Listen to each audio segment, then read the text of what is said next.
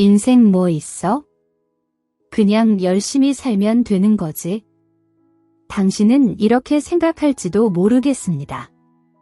저 역시 젊은 시절엔 가족을 위해 밤낮 없이 일하며 돈 버는 데만 몰두했죠.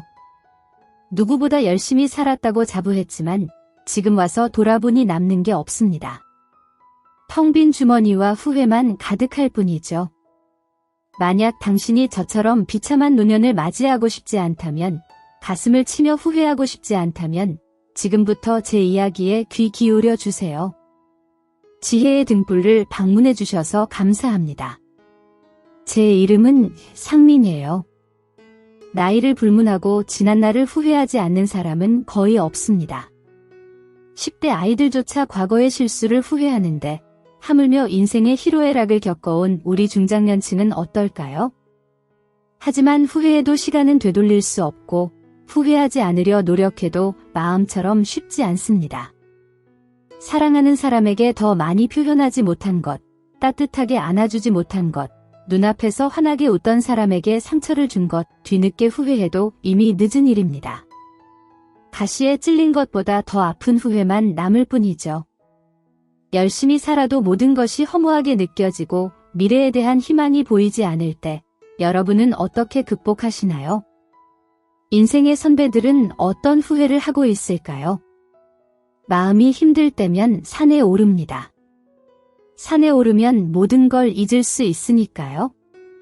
올해 73세인 김 할아버지는 얼마 전까지만 해도 이런 식으로 노년을 보낼 거라고는 상상도 못했습니다. 19살에 서울로 상경한 김 할아버지는 닭가공 공장에서 1년 동안 생닭 껍질만 벗기고 그 후 1년은 시장에서 음식 배달을 하며 고된 삶을 이어갔습니다. 새벽 4시, 닭이 울기도 전에 눈을 비비고 일어나 남대문 시장 골목을 누볐습니다. 자전거 바퀴는 쉴 새 없이 굴러갔고 짐칸에는 싱싱한 야채들이 가득 실렸죠. 중국집 배달을 하던 아는 형님 덕분에 주방 허드레실부터 시작해 1년 만에 주방장 자리까지 올랐습니다. 그렇게 번 돈으로 아내를 만나 결혼하고 아이 둘을 낳아 행복한 가정을 꾸렸습니다. 하지만 행복도 잠시 고향 중국집에서 더 좋은 조건을 제시하며 저를 유혹했죠. 아이들 생각에 잠시 망설였지만 결국 돈을 벌기 위해 가족을 떠났습니다.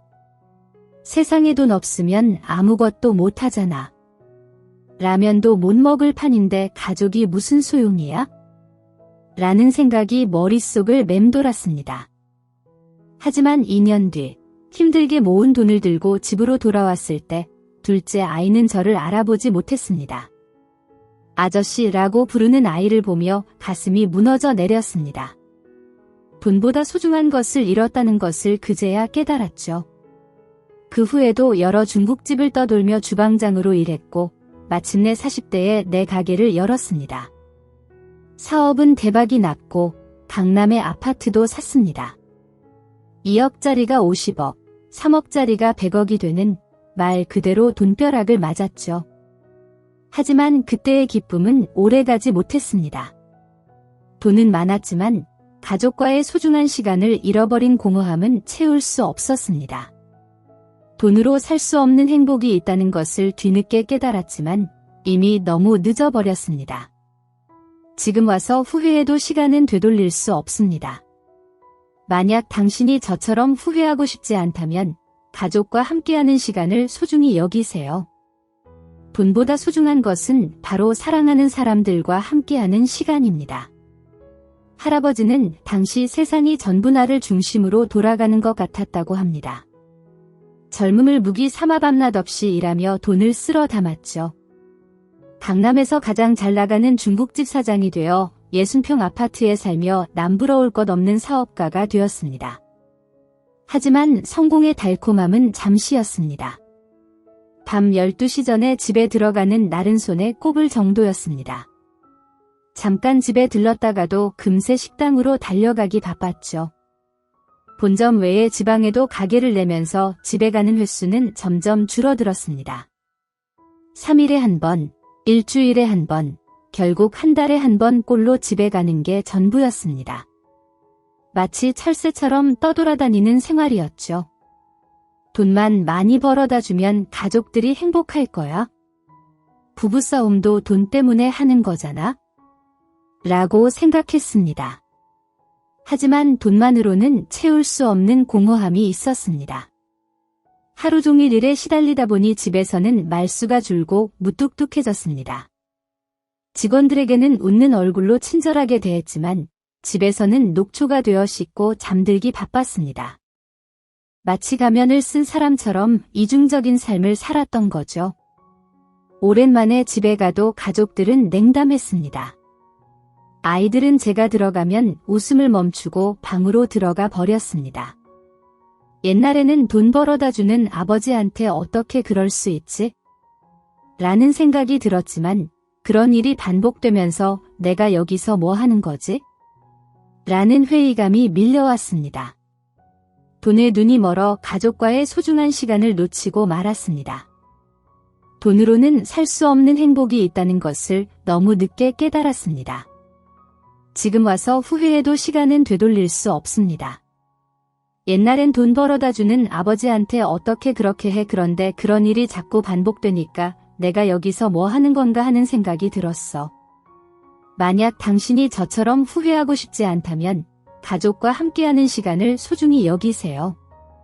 돈보다 소중한 것은 바로 사랑하는 사람들과 함께하는 시간입니다. 그날 할아버지는 무척 속이 상한 나머지 아내에게 소리쳤습니다. 애들을 어떻게 가르쳤길래 내가 이렇게 힘들게 일해서 돌아왔는데 인사도 안 하고 방에 들어가? 그러자 아내는 차가운 목소리로 대답했습니다. 내가 뭘 어쨌다고 소리부터 지르고 그래? 오늘은 또 왜 온 거야? 아니, 왜 오다니? 내가 내 집에 오는 게 이상해? 지방 내려가 산다고 하더니 왜 왔냐고? 집엔 관심도 없으면서.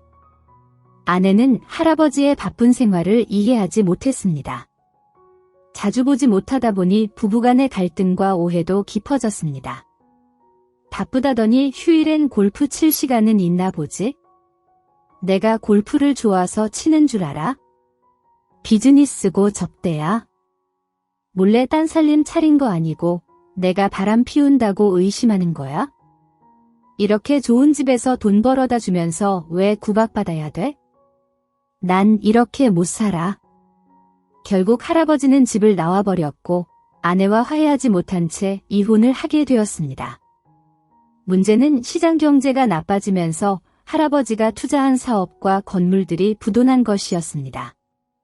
값비싼 아파트도 차압당하고 화려하게 꾸민 중식 레스토랑들도 모두 문을 닫아야 했습니다. 그렇게 60대 중반에 접어든 할아버지는 다시 주방 일을 시작하게 되었습니다. 작년에 작은 음식점을 열면서 다시 돈을 빌렸는데 그의 훌륭한 손맛 덕분에 장사는 성공적으로 자리 잡았습니다. 그렇게 급한 불을 끄고 잠시 생각해보니 왜 가족과 헤어지고 이런 상황에 처하게 됐는지 이해가 되지 않았습니다. 그저 최선을 다해 살았을 뿐인데 왜 이렇게 초라한 노년을 맞이하게 된 건지 납득할 수 없었습니다. 그래서 마음이 괴로울 때마다 가게 쉬는 날이면 등산을 다니고 있습니다. 할아버지가 혼자 살면서 가장 힘든 순간은 명절 때입니다. 부모님도 돌아가시고 가족도 없는 할아버지는 명절이 다가오면 무엇을 해야 할지 몰라 혼란스러워 하십니다. 그래서 작년 추석 연휴 때는 3일 내내 청계산에 오르며 시간을 보냈습니다. 하지만 요즘은 그마저도 하지 못하게 되었습니다. 그동안 일만 하느라 몸을 돌보지 않았더니 여기저기 아프기 시작했습니다. 왼쪽 무릎에 통증이 있어요. 할아버지, 계속 산행을 하시면 무릎이 더 나빠질 거예요. 의사는 할아버지의 사정을 모르고 등산조차 할 수 없게 만들었습니다. 네, 열심히 살았어. 정말 열심히 살았다고? 그런 나한테 누가 아이고 식구들 먹여 살리느라 애쓰셨네요. 일하느라 고생 많으셨어요. 라고 한마디라도 해줬다면 내가 얼마나 좋았겠어? 그러면 더 열심히 해야겠다는 생각이 들 거 아니겠어? 할아버지는 가족을 위해 돈을 벌기만 하면 된다고 생각했습니다. 주말에 잠시라도 가족과 시간을 보내는 법을 배우지 못했습니다. 말없이 열심히 일해서 돈을 벌어오는 것이 가족의 미래를 위한 최선이라고 믿었습니다. 할아버지의 부모님이 그렇게 살아왔기에 그것이 당연하다고 여겼습니다. 그러나 지금은 가족도 없이 외로운 신세가 되었고 어렵게 모은 재산도 순식간에 날아갔습니다. 할아버지에게 작은 위로가 되는 것은 가끔 집에 찾아오는 최씨 할아버지 덕분입니다.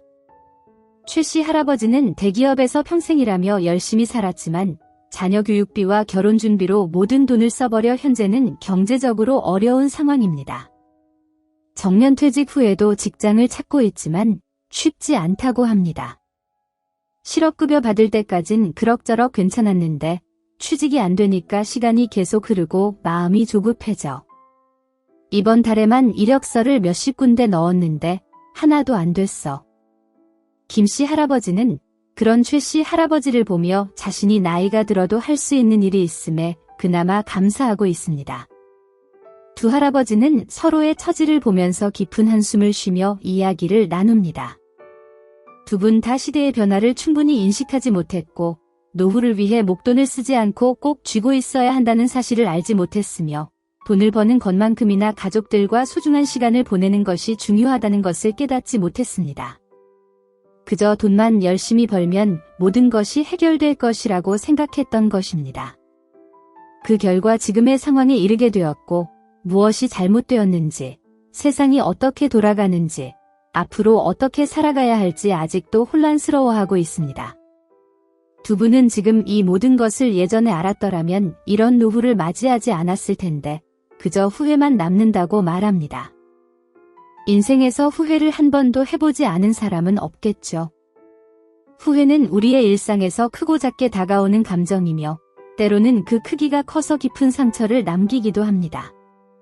인생을 살아가면서 우리는 매 순간 선택의 기로에 서게 됩니다. 작게는 오늘 먹을 메뉴 선택부터 크게는 중요한 계약이나 주택 매매 등 인생은 늘 선택의 연속입니다. 젊을 때는 선택에 대한 후회를 잘 느끼지 못할 수도 있습니다. 하지만 나이가 들고 연륜이 쌓이면 인생의 많은 순간들을 돌아보며 자신의 선택을 되돌아보게 됩니다. 어쩌면 지금 와서 후회해봐야 소용없다는 걸 알면서도 그동안 후회하지 않은 척 해온 건 아닐까? 차라리 솔직하게 인정하고 마음의 짐을 덜어내는 것이 더 낫지 않을까 하는 생각이 들기도 합니다. 후회란 무엇일까요? 후회는 보통 과거의 잘못된 선택이나 행동에 대해 끊임없이 생각하며 한탄하는 감정입니다. 이는 인간이 느끼는 여러 감정 중에서도 스스로를 깊이 괴롭힐 수 있는 부정적인 감정 중 하나로 정신과 상담에서도 중요하게 다루는 주제입니다. 미래학자 다니엘 핑크는 후회를 4가지 주요 단계로 분류했습니다.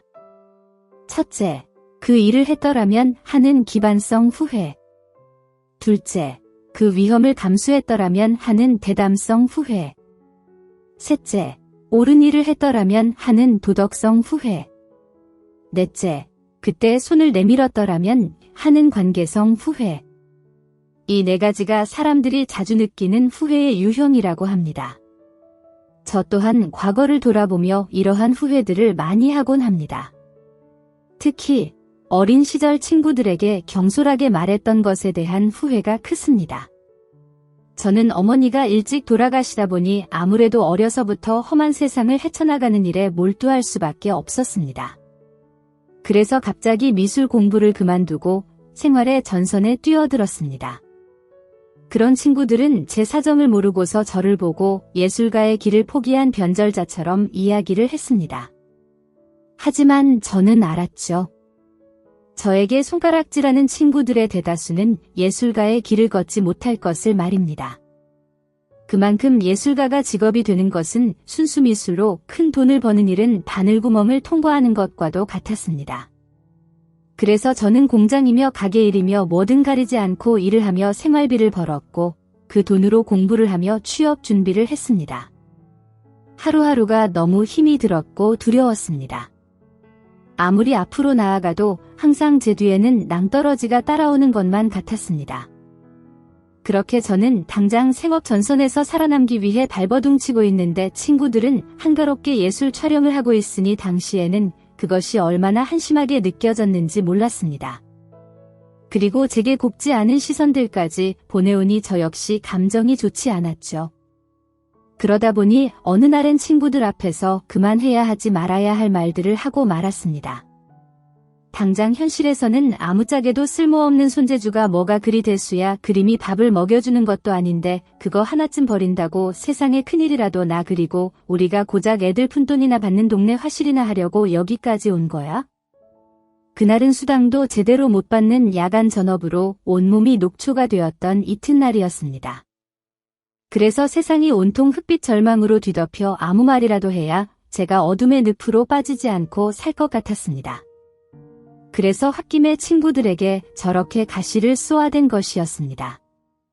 그 말에 제 사정을 알고 있었던 소수의 친구 외에는 모두 상처를 크게 받았습니다. 그리고 저는 그 찰나에 일어난 일로 많은 친구를 잃게 되었습니다. 평생에 걸쳐 실로 막심한 후회를 하게 되었습니다.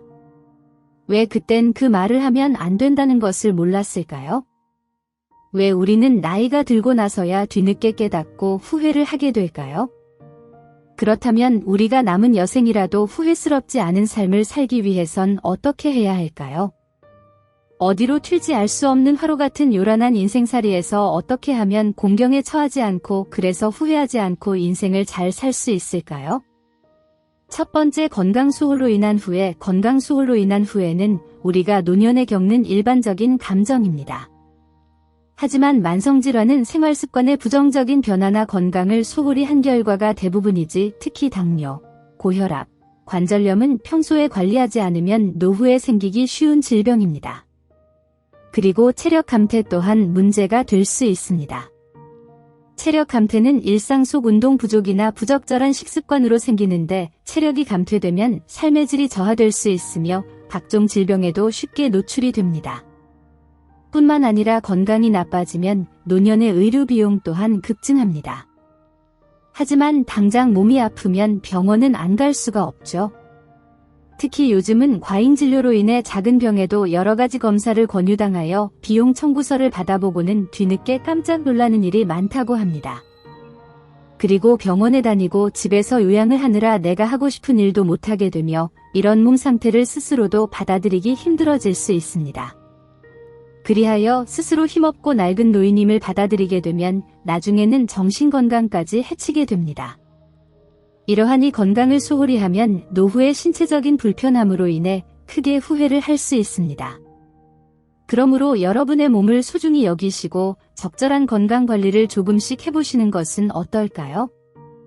두 번째, 가족과의 소통 부족으로 인한 후회. 사연 속 할아버지도 그랬듯이 많은 분들이 가족과의 문제로 후회를 많이 하십니다. 하지만 그렇다고 모든 가정에 문제가 있다는 것은 아닙니다. 우리 사회는 너무나 빠른 성장을 해왔고 전쟁의 잿더미에서 지금의 눈부신 발전을 일궈내느라 그 과정에서 우리는 단지 가족 구성원이 서로 어떻게 소통하는지를 배울 틈이 없었을 뿐입니다. 제가 어릴 때는 마을에 꼭 한 명쯤은 전쟁으로 인한 트라우마로 정신장애를 앓고 있었으며 거리를 나가면 차마 못 봐줄 비참한 행색으로 돈을 구걸하는 사람들이 많았습니다. 그들은 지금의 노숙자와는 차원이 다른 처참한 행색이었죠. 하지만 지금은 그 일이 50-60년은 지난 까마득한 옛일처럼 느껴집니다. 심지어 90년대 초까지만 해도 그런 일이 비일비재했습니다. 그만큼 우리나라의 시대 흐름은 너무 빨리 바뀌어 왔습니다. 10년이면 강산이 아니라 천지가 개벽을 할 정도로 세상이 바뀌었습니다. 그래서인지 혹시 여러분들께서는 가족을 대하실 때 편하다는 이유로 너무 허물없이 하려 하지는 않으셨나요? 그리고 때로는 서로 비난하고 상처를 주는 말을 애정 표현이라고 편하고 친해서 그런 것이라고 생각하지는 않으셨나요? 저 또한 아이를 키우면서 아이가 제 마음에 안 드는 점들이 무척 많았고 그 때문에 아이와 싸우기도 많이 했었죠. 그렇게 아이가 커갈수록 아이와의 관계는 소원해지기만 했고 그렇다고 아이의 편의만 봐주려니 아이의 미래가 너무 걱정이 되었습니다. 그래서 한때는 아이를 알기 위해 아동심리학 공부를 하기도 했었는데요. 그렇게 공부를 하다가 저는 놀라운 사실을 알게 되었죠. 아동심리학에 따르면 저는 평소에 저도 모르게 아이에게 이런 것들을 강요하고 있었습니다. 너는 내 자식이니까 이렇게 해야 해. 저런 행동은 해선 안 돼. 저는 아이를 내 인생처럼 힘들게 살게 하지 않으려는 간절한 욕심에 있는 그대로의 아이의 모습을 부정하고 있었죠. 그것도 매일 얼굴 본다는 이유로 내가 평소에 하던 생각과 평소에 쓰던 말들을 무심코 아이에게 쏟아내고 있었습니다. 충격을 받은 저는 그때부터 아이가 제 마음에 들지 않아도 그저 아무런 말을 하지 않고 지켜봐주자는 생각을 했습니다. 한번 아이를 믿어보기로 한 것이지요. 정말로 아이의 인생을 걸고 도박을 하는 것처럼 무섭고 초조했습니다. 하지만 그래도 엄마인 저는 아이를 위해서는 못할 것이 없었기에 진학 같은 중요한 문제와 아이가 스스로 도움을 요청하는 경우를 제외하고는 제 생각을 표현하지 않았죠. 그러자 아이의 표정과 행동이 자유분방해지고 집안에는 즐거운 웃음소리가 들리기 시작했습니다. 다 큰 아이가 학교 가방도 안 벗고 그날 있었던 일을 전부 다 떠드는 수다쟁이가 되었습니다. 물론 아이마다 성향이 다 달라서 당장은 이 방법이 통하지 않았던 첫째 같은 녀석도 있어서 속이 상했지만 그래도 나중에 나이가 들어서는 결국 첫째도 제 마음을 알아주어서 매우 기뻤습니다. 오히려 그때 알아주지 못해 미안하다며 더 성실하고 열심히 살아주어서 참 고마웠습니다. 그리고 물론 지금도 딸아이의 눈매 화장법은 제 마음에 안 들지만 뭔가 이유가 있겠거니 하고 내버려두니 감정이 상할 일이 없지요. 그러니 여러분들께서 만약 가족 간의 사이가 소원하다면 서로의 가치관과 사생활을 존중하는 자세를 가져보시는 것은 어떠실런지요. 마음에 안 들고 왜 저러나 싶은 마음이 들면 그 마음까지는 나의 마음이니 부정하지 마시고 아예 침묵을 지키며 그 상황을 흘려보내보는 것입니다. 가족 간의 소통 부족의 원인은 의사소통 부족, 감정적 거리, 바쁜 일정으로 인한 소홀 같은 많은 것들이 있지만 사실 이것들을 다 제쳐두고서라도 서로 비난만 하지 않아도 가족관계는 상당한 진척이 있을 것입니다. 세 번째, 자기계발 부족으로 인한 후에 빠르게 진화하는 현대 사회에서는 계속해서 새로운 기술과 지식이 등장합니다.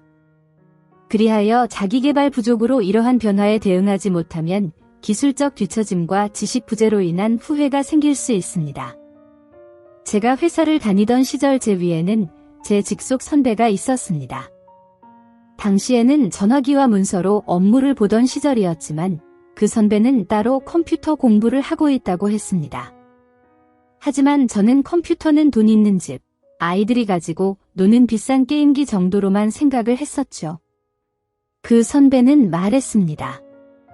앞으로 세상은 컴퓨터 없이는 안 돌아가는 세상이 될 것이라고 궁금한 게 있으면 컴퓨터가 다 답을 해주니 사전도 필요 없어질 것이라고 말입니다. 그리고 컴퓨터로 그림도 그릴 수 있을 테니 저보고도 한번 공부해보라고 권유를 했었습니다. 저도 처음엔 믿지 않았습니다. 실제로 컴퓨터 학원에 가서 컴퓨터 사용법을 익혀보아도 이것을 어디에다 써야 하는지 알 수가 없었습니다. 컴퓨터가 조금씩 발전은 하고 있어도 세상은 아직 컴퓨터에 대한 인프라가 턱없이 부족했으니까요. 그렇게 저는 컴퓨터의 세상은 미래 세계에서나 있을 법한 과학자들의 염원쯤으로만 여기고 더 이상 컴퓨터에 흥미를 가지지 않았습니다. 하지만 어느 순간부터 A4 용지나 갱지로 하던 보고서 작성이나 업무 관리도 전지의 매직으로 글을 써서 대자보로 하던 발표도 전부 컴퓨터로 대체되는 세상이 왔습니다. 거리엔 PC방이 여기저기에 있고 이제는 컴퓨터가 없는 집이 없습니다. 그리고 저 또한 글을 쓸 때 컴퓨터 자판으로 쓰고 있죠. 생각해보면 그 선배는 항상 미래를 보고 있었고 남들보다 한 발 더 나아가 공부를 하고 있었습니다. 새로운 것에 대한 두려움이 없었고 도전에서 오는 성취감을 추구했습니다. 그래서 항상 자신감이 넘치고 여유가 있어서 주변에는 따르는 사람들이 많았습니다. 그래서 적어도 일을 너무 많이 해서 다른 걸 못 즐기느라 느끼는 작은 후회는 했어도 능력이 부족하여 느끼는 큰 후회는 하지 않는다고 말했습니다. 그래서 지금은 항상 망설이느라 제자리 걸음만 하던 제 등을 힘껏 떠밀어준 그 선배가 얼마나 고마운지 모릅니다. 도전하는 즐거움과 성취하는 희열감을 알게 해주어서 얼마나 감사한지 모릅니다. 네 번째, 돈 관리의 부족으로 인한 후회. 우리는 주변의 금전 문제에 있어서 현실적인 감각이 부족한 사람들을 덜어볼 수 있습니다. 그도 그럴 것이 세상에는 수많은 광고가 우리를 현혹합니다. TV를 틀어도 핸드폰을 켜도 수많은 광고가 알게 모르게 온갖 방법으로 우리의 소비 심리를 자극하지. 특히 광고 마케팅은 우리의 표면 이식 너머에 있는 무의식조차 자극하는 방식으로 행해집니다. 실제로 어떤 실험에서 사람들에게 콜라 광고가 30초에 0.1초씩 삽입된 30분짜리 영상을 보여주었더니 그 영상을 본 사람들이 콜라를 사 먹었다고 합니다. 1초는 사람의 눈으로는 거의 인지 못하는 찰나의 순간이지만 우리의 두뇌는 이것을 인지한다는 것이지. 광고를 하는 사람들은 사람의 이러한 특성조차 이용하여 마케팅이라는 걸 한다고 합니다. 그러니 우리가 광고에 이끌려 물건을 산다 해도 그것은 이상할 게 없을 지경입니다. 하지만 이 광고에 너무 중심을 잡지 못하고 휩쓸리게 되면 과도한 소비로 인해 금전적인 어려움을 겪을 수 있습니다. 그러고 보면 급하게 돈 들어갈 일은 항상 우리가 예상치 못한 시점에 생기지 않던가요? 그러니 비상금은 꼭 마련해두는 알뜰한 경제생활을 해야 할 것입니다. 또한 어느 시점에서부터 은행 이자율이 낮아지면서 적금 대신 주식 투자를 하는 추세가 되었습니다만 주식으로 돈을 잃은 사람들은 부지기수이고 돈을 번 사람은 극소수이지 주식 투자는 투자에 대한 충분한 지식이 없다면 손실이 발생할 수밖에 없는 구조입니다. 그러니 여러분들께서도 합리적인 소비와 투자, 그리고 적절한 보험을 통하여 금전적으로 후회 없는 삶을 보내보시는 건 어떠실런지요? 5번째, 관계 소홀로 인한 후회. 관계 소홀로 인해 느끼는 후회는 주로 가족과 친구, 연인과의 관계에서 소통과 소중한 순간을 놓쳐서 느끼는 감정입니다. 관계는 보통 표현을 함으로 유지가 되지만 우리와 우리 사회는 개인의 솔직함이 미덕이 아니었던 사회였습니다. 또한 직설적인 표현보다 간접적인 표현이 권장되었죠. 그리고 감사함에 대한 표현을 할 여유조차 없었습니다. 하지만 안타깝게도 솔직함과 감사함 이 두 가지는 대인관계에 있어서 필수적인 요소라고 합니다. 그래서 우리는 마음을 솔직하게 표현하는 것에 서투를 수 있습니다. 하지만 간혹 나는 내 마음을 거침없이 잘 얘기한다고 생각하시는 분들이 계실 수도 있습니다. 하지만 거침없이 말을 하는 것과 내 마음을 솔직하게 표현하는 것은 다른 문제일 수 있습니다. 물론 저희 할머니처럼 좋아도 괜히 퉁명스럽게 말한다거나 손자가 이뻐도 짓궂게 놀리는 것 또한 정감 가는 모습이지만 모두 잠든 한밤중에 배탈로 잠 못 드는 저의 배를 어루만지며 사랑이 가득한 눈으로 내려다보시던 그 눈빛을 떠올려 보면 그래도 솔직하게 표현하는 할머니의 모습이 훨씬 아름답고 고우셨으니까요. 그리고 또한 가족과 친구와의 소소한 즐거움을 무시하거나 놓치면 나중에는 그 소중한 순간을 회상할 때 크게 후회할 수도 있습니다. 저는 제 아이가 어렸을 적 아이가 TV를 보며 집이 떠나가라 웃는 소리에 기겁을 했던 적이 있었습니다. 딸아이가 어찌나 호탕하게 웃는지 만화가 시작하는 매일 저녁 5시가 되면 지붕이 내려앉는 줄 알았죠. 그래서 한 번은 가족들에게 피해가 되니 조용히 하라고 혼을 내었더니 아이는 다음 날부터 웃음을 참느라 자기 팔을 물고 엉엉 울면서 소리 죽여 웃고 있었습니다. 그리고 요즘은 그 아이가 다 크고 떠나서 텅 빈 거실을 보고 있노라면 그 즐거운 웃음소리가 무엇이라고 그리 혼을 내었나 후회가 될 때가 간혹 있습니다. 그래서 이제는 아이가 친정집에 놀러오면 최대한 이 순간을 놓치지 않으려 노력하게 되었습니다. 훗날 아이와 함께 있는 오늘을 후회하지 않기 위해서 말입니다. 그리고 또한 가족이나 친구와의 물리적인 거리가 멀어지면 소중한 순간들을 놓치게 될 수 있습니다. 특히 노년에 접어들고 보니 타지에 있는 자식들과의 관계가 멀어지는 것을 느끼게 되는데요. 요즘은 다행히 자식들이 단체 톡방을 만들어 주어서 그곳에서 수다를 떨게 되었습니다. 물론 각자 삶이 있어서 대화를 하지 않을 때가 더 많지만 그래도 하루에 한 번은 가벼운 인사라도 남기거나 집이 그리울 아이들에게 일상사진을 찍어서 이유 없이 보내고는 한답니다. 그러다 공통 관심사가 생기면 한동안 이야기 꽃을 피우기도 하죠. 그래서 오랜만에 얼굴을 봐도 어색함이 덜하니 이 단체 톡방이 얼마나 고마운지 모릅니다. 6번째 모험과 경험이 부족으로 인한 후에 제 지인 중에서는 인자하시고 기품 있는 언니 한 분이 계십니다. 젊었을 적 남편의 사업 실패로 고생을 안 한 것은 아니지만 그래도 끝내 이겨내셨고 지금은 경제적으로도 남부러울 것 없이 살고 계시지. 그런데 이분은 항상 세상에 대한 갈증이 있다고 하십니다. 그리고 세상의 흐름 속에서 살아온 제가 부럽다고 하십니다. 이 언니는 일생을 현모양처로 집에서 살림만 하신 분이십니다. 물론 해도 끝이 없는 살림일이 결코 만만한 일은 아닐 것입니다. 저 역시 한 사람의 아내와 엄마로서 그것을 모를 수는 없지 하지만 평생을 일상적이고 예측 가능한 범주 안에서만 살아왔다면 정상적인 사람이라면 저 언니의 갈등은 이상한 것은 아닐 것입니다. 그리고 그 언니는 딱히 취미도 없고 특기도 없었습니다. 하지 않으니 하고 싶은 것 또한 없었으며 그게 무엇인지도 모르는 듯 하였습니다. 언니는 평생을 자식과 남편만 보고 사느라 자기 자신을 잃어버렸노라고 이따금 한숨을 내쉬었습니다. 그리고 나중에 언니가 고백하길 다들 자기는 안 그럴 거라고 생각하지만 실은 자기도 집안일 하는 게 너무 재미가 없다고 요리도 재미없고 설거지는 더하고 빨래는 말할 것도 없다고 했습니다. 삶이 너무 허무하고 재미가 없어서 죽겠다고 했습니다. 그렇지만 저는 그 언니의 눈빛에서 분명히 보았죠. 저와 새로운 장소를 갈 때면 마치 소녀처럼 반짝이던 그 눈빛을 말입니다. 그때의 눈빛이 제게는 하고 싶은 게 너무 많아서 무엇부터 해야 할지 모르겠다는 것처럼 보였습니다. 그러니 어쩌면 모르지요.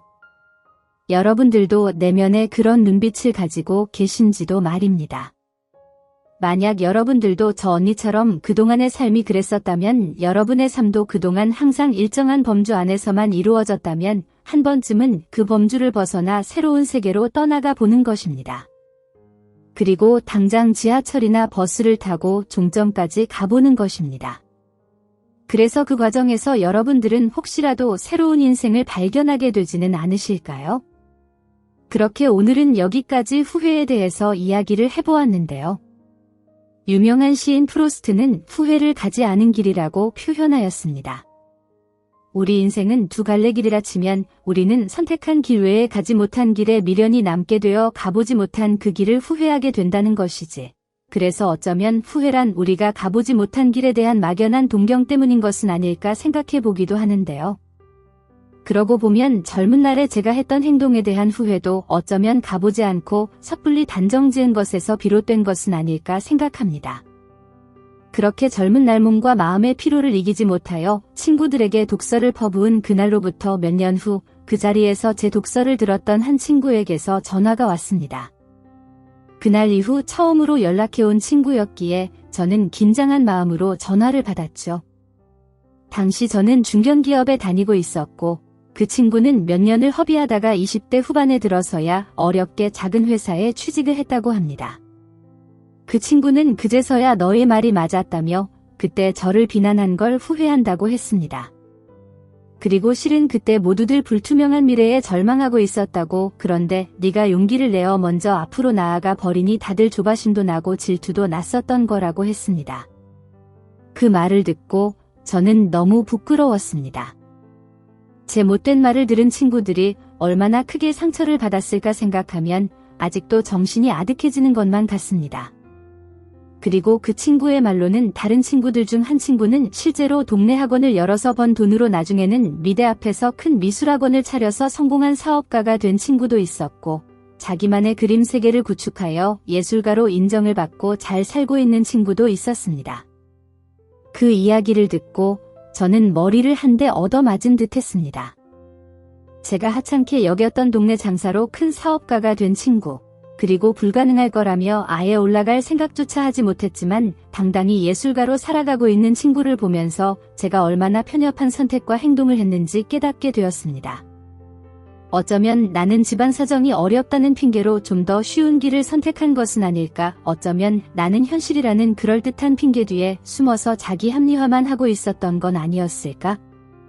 현실적으로 상식적으로 나의 선택이 틀림없다고 너희들의 길은 틀렸다고 생각한 저의 어리석음에 실로 많은 후회를 하였습니다. 친구들과의 관계도 마찬가지였습니다. 내 형편이 이렇게 됐다. 너희도 이런저런 길이 있으니 잘 생각해봐. 라고 솔직하게 이야기했다면 지금처럼 멀어지지 않았을지도 모릅니다. 가끔은 허세를 부리거나 자랑하고 싶은 마음에 친구들에게 힘든 내색 한 번 하지 않았던 것이 후회로 남습니다. 이제 와서 후회해도 뿔뿔이 흩어진 친구들을 찾아가 사과할 수도 없는 노릇이지만 이제라도 깨달았으니 다행이라고 생각합니다. 후회는 쓰라리지만 저를 겸손하게 만들어주는 고마운 존재이기도 합니다. 세상에는 태어날 때부터 겸손한 사람도 있지만 대부분의 사람들은 겸손을 말하면서도 실천하기 어려워합니다. 마치 젊은 시절의 저처럼 말이죠. 그렇기에 후회를 통해 삶을 돌아보고 반성하는 것은 결코 나쁜 일만은 아닐 것입니다. 후회의 진정한 의미는 무엇일까요? 잘못을 반복하지 않도록 스스로를 돌아보고 부족한 부분을 채워나가라는 메시지가 아닐까요? 물론 후회에만 갇혀 살 수는 없지만 후회 없는 삶은 너무나 인간미가 없을지도 모릅니다. 마치 로봇처럼 완벽하게 살아가는 삶은 어쩌면 공허할 수도 있습니다. 새해가 밝았습니다. 지난 한 해 동안 얼마나 많은 후회를 하셨나요? 저는 후회 없는 한 해를 보내는 것은 불가능하다는 것을 알기에 차라리 제 삶에 도움이 되는 작은 후회들을 겪게 해달라고 소원을 빌었습니다. 그리고 인생이라는 바다를 항해하는 모든 사람들에게 희망찬 햇살과 많은 복이 함께하기를 기원했습니다. 마치 거친 파도를 헤치고 나아가는 배에게 따뜻한 햇볕이 비춰주는 것처럼 말입니다. 여러분 모두 작은 후회와 큰 행복이 가득한 한 해가 되기를 바라며 오늘은 떠오르는 해와 희망찬 돛단배를 그려보았습니다. 오늘도 함께해 주셔서 진심으로 감사드립니다. 여러분의 매일이 행복과 행운으로 가득하기를 바랍니다. 다음 영상에서도 만날 수 있기를 기대할게요. 건강하시고 행복한 시간 보내세요. 안녕히 가세요.